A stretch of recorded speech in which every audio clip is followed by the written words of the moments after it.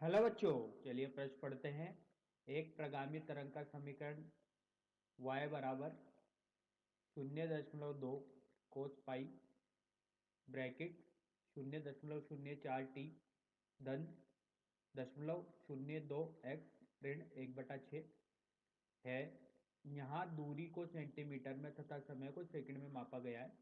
दो कणों के बीच न्यूनतम दूरी क्या होगी जिससे कि उनके बीच में कालांतर π/2 हो। तो आइए बच्चों प्रश्न के लिए मुख्य उदाहरण की चर्चा करते हैं। मुख्य उदाहरण में समझते हैं बच्चों प्रगामी तरंग क्या होती है। तो बच्चों प्रगामी तरंग की मानक समीकरण दी जाती है बच्चों y बराबर a साइन ओमेगा टी ऋण के एक्स से बच्चों। धनात्मक एक दिशा में संचरित हुई प्रगामी तरंग के लिए समीकरण बच्चों y बराबर a साइन ओमेगा टी ऋण के एक्स से दी जाती है। a बच्चों यहाँ पर आयाम होता है, तरंग का आयाम। अगर बच्चों ये तरंग धनात्मक एक दिशा में संचरित कर रही है तो इसके पास वेग होगा। वेग दिया जाता है बच्चों तरंग का v बराबर एफ गुणा लैम्बडा। बच्चों एफ आवृत्ति होती है, लैम्बडा बच्चों तरंग दैर्ध्य होती है।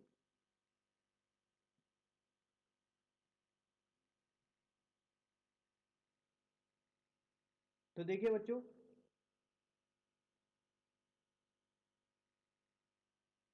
इस समीकरण से डेल्टा एक्स बराबर बोल सकते हैं बच्चों, डेल्टा एक्स बराबर होता है बच्चों के सॉरी बच्चों डेल्टा फाइव बराबर होता है बच्चों, डेल्टा फाइव बराबर होता है के डेल्टा एक्स। के बच्चों यहाँ पर तरंग संख्या होती है बच्चों, जिसका मान होता है बच्चों तरंग संख्या के, जिसका मान होता है के बराबर 2 पाई/लैम्बडा।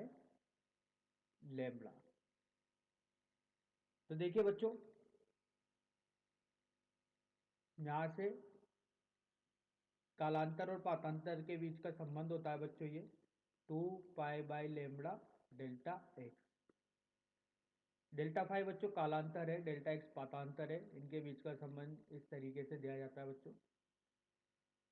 तो इस मानक समीकरण के आधार पर बच्चों प्रश्न को हल करते हैं और इसकी तुलना करने पर देखिए बच्चों क्या अपन को मिलता है। समीकरण दी गई है बच्चों y बराबर 0.2 कोस पाई को अंदर गुणा कर देते हैं बच्चों तो ये बनेगा 0.04 पाई टी धन 0.02 पाई एक्स ऋण π/6। तो देखिए बच्चों जब पाई को अंदर गुणा किया तो ये समीकरण कुछ इस तरीके से बनी है बच्चों। इसकी मानक समीकरण से तुलना करने पर देखिए बच्चों क्या होता है। मानक समीकरण a कोस ओमेगा टी धन के एक्स ऋण ऋणात्मक धनात्मक फाइव। फाइव बच्चों यहाँ पर कालांतर है। समीकरण कोस में लिखी गई है, मानक समीकरण बच्चों साइन में होती है, तो जहाँ पर कालांतर आएगा बच्चों, कालांतर के लिए धनात्मक ऋणात्मक लिख दिया है। तुलना करने पर बच्चों यहाँ से आयाम मिला 0.2 सेंटीमीटर, सब सेंटीमीटर में दिए गए बच्चों, बोला गया है प्रश्न में, समय सेकंड में दिया गया है बच्चों। इससे ओमेगा में निकला। ओमेगा बच्चों समय के साथ जो गुणा में होता है ये ओमेगा होता है, तो 0.04 पाई, ये बच्चों ये ओमेगा होता है देखिए 0.04 पाई। इसी तरीके से बच्चों आवृत्ति होगी बच्चों, आवृत्ति देखिए 0.02 हर्ट्ज प्रति सेकंड, ये बच्चों आवृत्ति होगी। के होगा बच्चों के 2 पाई/लैम्बडा होता है बच्चों, तो के एस के साथ गुणे वाले संख्या के होती है बच्चों तो देखिए के क्या होगा, यहाँ से के होगा 0.02 पाई, ये बराबर होगा 2 पाई/λ के। तो बच्चों ये पाई से पाई कट गया। यहाँ से देखिए बच्चों क्या मिलता है, लेमड़ा का मान मिलता है बच्चों 1/0.01 बराबर 100 सेंटीमीटर। अब देखिए बच्चों प्रश्न में बोला गया है कि कालांतर जो है वो 5 पाई/2 है। तो पातांतर कितना होगा, तो जैसा कि संबंध देखा है डेल्टा फाई बराबर 2 पाई/λ डेल्टा एक्स।